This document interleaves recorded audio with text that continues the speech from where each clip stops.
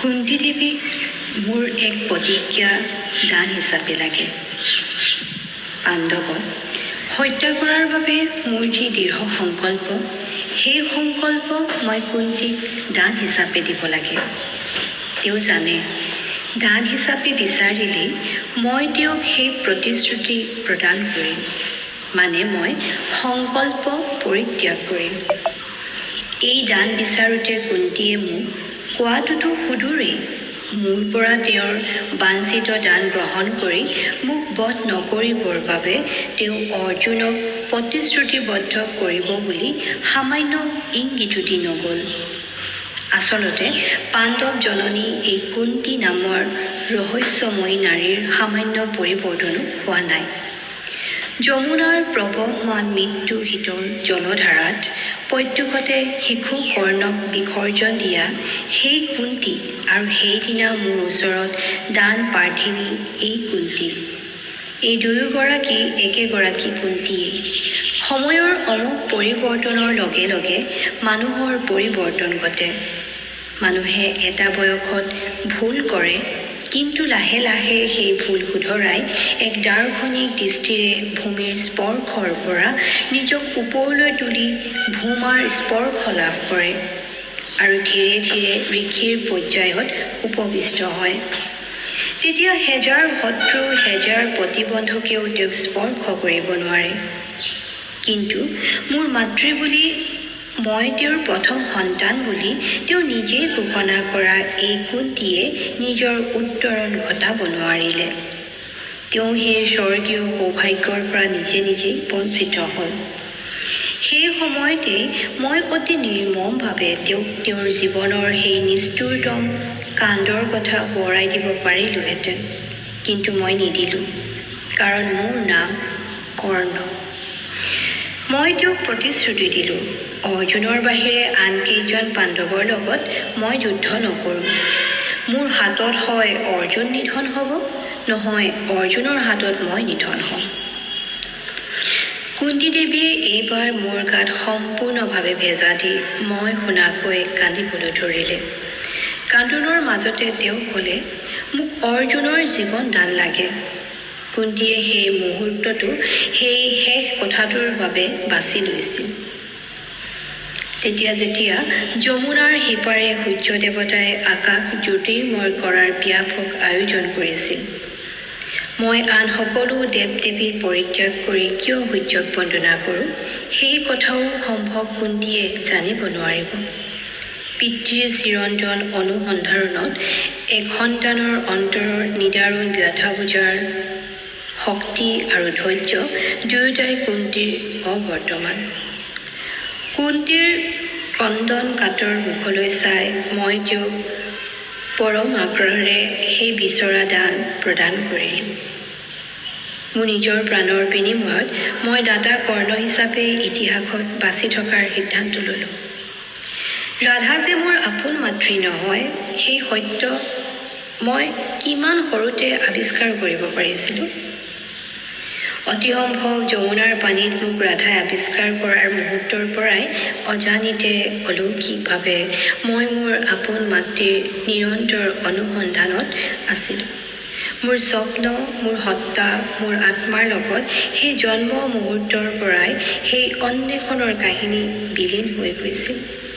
মোৰ ধাৰণাৰে মাতৃৰ বুকুৰ উমৰ পৰা বঞ্চিত পৃথিৱীৰ সকলো সন্তানেই মোৰ দৰে অহৰহ স্বপ্নৰ মাজত নিজা মাতৃৰ অনুসন্ধান কৰে। সত্যৰ খাতিৰত ক'বলৈ হ'লে মোৰ সমগ্ৰ জীৱনটোৱেই হ'ল এক নিৰন্তৰ অনুসন্ধান আৰু অন্বেষণৰ কাহিনী। মোৰ জীৱনৰ উৎস ক'ত, মোৰ জীৱনৰ প্ৰকৃত ইতিবৃত্ত কি, মোৰ জীৱনক বিচিত্ৰভাৱে আবৃত কৰি ৰখা সত্যটো কি, তাক আৱিষ্কাৰ কৰি উলিয়াইছিল মোৰ জীৱনৰ সনাতন লক্ষ্য। এই সত্যৰ উদ্ঘাটনৰ পথত অনুসন্ধানৰ ক্লান্তিহীন যাত্ৰাত মই প্ৰকৃততে যিটো বিচাৰিছিলোঁ সেইটো পোৱা নাছিলোঁ। মই চাবলৈ পাইছিলোঁ সেইটো যিটো মই চাবলৈ বিচৰা নাছিলোঁ। নিজৰ যোগ্যতা আৰু সামৰ্থ্যৰে যি অধিকাৰবোৰ নিজৰ কৰি লৈছিলোঁ তাৰ কাঢ়ি নিবৰ বাবে অজস্ৰ সামৰ্থ্যহীন লোকে পদে পদে মোৰ বিৰুদ্ধে হীন অভিযান চলাইছিল। দুৰ্দশাৰ অতল গহ্বৰত মোক নিমজ্জিত কৰিবলৈ বদ্ধ পৰিকৰ হৈছিল। কোনো এক অতীন্দ্ৰিয় অথবা ব্যাখ্যাহীন প্ৰভাৱ বা মোহৰ প্ৰভাৱত মই অতি শৈশৱৰে পৰা সূৰ্যৰ প্ৰতি আকৰ্ষিত হৈছিলোঁ। প্ৰভাতৰ সূৰ্য কিৰণে পূৰ্বাকাশ আলোকিত কৰাৰ বহুত আগৰে পৰাই বাহিৰলৈ ওলাই আহি পূৰ্বাকাশলৈ মই তন্ময় হৈ চাইছিলোঁ। সেই শৈশৱতেই মোৰ ধাৰণা হৈছিল কেৱল মোৰ বাবেই যেন সূৰ্য উদয় হয় আৰু মই বিমুগ্ধ চিত্তে পূব দিগন্তলৈ চাই নাথাকিলে যেন কোনোদিনে সূৰ্যোদয় নহ'ব। সেইভাৱে মোৰ সমগ্ৰ মন আৰু শৰীৰত এনে এক দুৰ্লভ শিহৰণ অথবা উন্মাদনাৰ সৃষ্টি কৰিছিল যে প্ৰতিদিনে সূৰ্যোদয়ৰ কালত হেজাৰ শিলাবৃষ্টিৰ ভূমিকম্প নহওক লাগিলে মই ঘৰৰ বাহিৰলৈ ওলাই পূৰ্বাকাশলৈ দৃষ্টি নিক্ষেপ কৰি অবাক হৈ পৰিছিলোঁ। মোৰ প্ৰভাতী সূৰ্য বন্দনাৰ সেয়ে হ'ল সূত্ৰপাত। বহু দিনৰ পিছত কৈশোৰৰ কোনো এক দিনত আকাশবাণীৰ দৰে অহা সেই দুৰন্ত আকৰ্ষণৰ কাৰণ জানিব পাৰিলোঁ। সূৰ্যই হ'ল প্ৰকৃততে মোৰ পিতৃদেৱতা। অৱশ্যে বহু কালৰ পিছতহে মই জানিবলৈ পাইছিলোঁ কেনে এক অলৌকিক অৱস্থাত সূৰ্য দেৱতাই মোৰ পিতৃত্ব গ্ৰহণ কৰিছিল আৰু কি এক দুৰ্বিষহ কাৰুণ্যৰ মাজত সেই পিতৃত্বৰ কৰুণাৰ পৰা মোক নিৰ্মমভাৱে বঞ্চিত কৰা হৈছিল। মোৰ 11 কি 12 বছৰ বয়সতে ঘটা এক আকস্মিক ঘটনাৰ দ্বাৰা প্ৰকৃততে এক আলোকসন্ধানী ঘটনাৰ পৰা ৰাধা যে মোৰ আপোন মাতৃ নহয় সেই বিষয়ে মোৰ মনত প্ৰথম সন্দেহৰ উদয় হ'ল। কেইটামান সমবয়সৰ ল'ৰাৰ লগত এদিন ৰাতিপুৱা ধেনুকাৰলৈ মই চৰাই চিকাৰলৈ ওলাইছিলোঁ। অলপ দূৰ মাত্ৰ গৈছিলোঁহে। এনেতে বিপৰীত ফালৰ পৰা আহি সন্মুখত ৰ'লহি এজন লোক। তেওঁৰ চেহেৰা আৰু সাজপাৰ দেখি জানিলোঁ তেওঁ এজন ব্ৰাহ্মণ। কপালত তেওঁৰ চন্দনৰ ডাঙৰ ফুট। তেওঁ আমাক ৰ'বলৈ হাতেৰে ইংগিত দিলে। সেই ইংগিতত মই চমক খাইছিলোঁ, কিন্তু ভয় খোৱা নাছিলোঁ। মোলৈ চাই তেওঁ এক অদ্ভুত হাঁহি মাৰিলে আৰু লগে লগে তেওঁৰ কপালৰ কেইবাটাও ৰেখা স্পষ্ট হৈ উঠিল। তেওঁ পুনৰ এক ভ্ৰূকুটিৰ হাঁহি মাৰি মোৰ চকুলৈ চাই প্ৰহেলিকাৰ দৰে এইষাৰ কথা ক'লে, যি নাৰীক তই ইমান দিন মাতৃজ্ঞান কৰি আহিছ সেই নাৰীটোৰ প্ৰকৃত মাতৃ নহয়। কথাষাৰ কৈয়ে তেওঁ অন্য এক বিকট হাঁহি মাৰিলে। নিজৰ চকু দুটা ভয়ংকৰভাৱে বহল কৰি মোলৈ তীক্ষ্ণভাৱে চাই তেওঁ দ্ৰুত গতিৰে তাৰ পৰা আঁতৰি গ'ল। মই মন্ত্ৰমুগ্ধ কোনো প্ৰাণীৰ দৰে অথবা অকাল বজ্ৰাহত লোকৰ দৰে একেটা বিন্দুতে থিয় হৈ থাকি আঁতৰি যোৱা ব্ৰাহ্মণলৈ চাই থাকি তেওঁ প্ৰহেলিকাৰ দৰে কৈ যোৱা কথাৰ মনতে অৰ্থ উলিয়াবলৈ ধৰিলোঁ। চৰাই বধৰ উত্তেজনাত ল'ৰাকেইটাই ইতিমধ্যে মোক তাতে এৰি আঁতৰি গৈছে। ক্ষন্তেক পিছতে প্ৰকৃতিস্থ হৈ মই উৰি যোৱাৰ দৰে ঘৰলৈ গৈ উত্তেজিতভাৱে ৰাধাৰ আগত এটা আঁঠু কাঢ়ি বহি ব্ৰাহ্মণে কোৱা সেই কথা সত্য নে অসত্য সুধিলোঁ।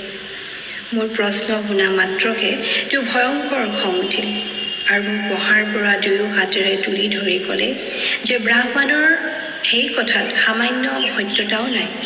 সেয়া তেওঁৰ অভিসন্ধিৰ বাহিৰে আন একো নহয়।